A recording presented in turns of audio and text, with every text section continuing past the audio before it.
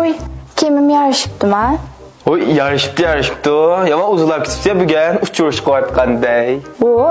Burası etmedim ha. Ben bir uzulap kapıstı gili. Kızık gep konuştum okumayken. Tosa. Voy, bir uzulap kaptı ben ha.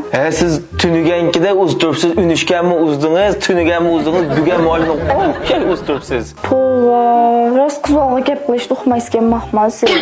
Oy men magrimni bir saat elinekni alıp qalap oturup qısam etdigen. Tünügenkide okşaş uzgen dedi. Kızık gep gitken. Tova. Tünügen mi uzsiz, ünüşken mi uzdunuz?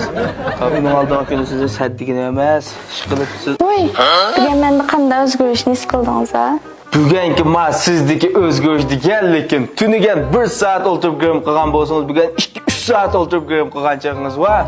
Bugün alamet veşi kikas uzulap kitipsiz lekin sizde bugün uzulap kitipsiz dikinim sizde her gün bunundan burun set dikinim emez.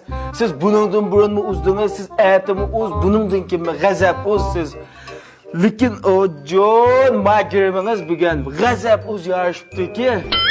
Amma lekin sizdin uz adam yok mu cahanda o John? Siz bek uz, sizdin uz yok. Siz bek uz bakma. Küstü şıxtıdan özümde ülken baxmasına onu öldüm. Tüngen ma gözlerini takmağa ben bir daha takı oldu. Oy John, oy bir gel bana. Bana iki tane mi? Bana iki tane. Oy John. Amma ikisi kıllar benden suyukup kakılıkın demesen. Ay oğlum ha.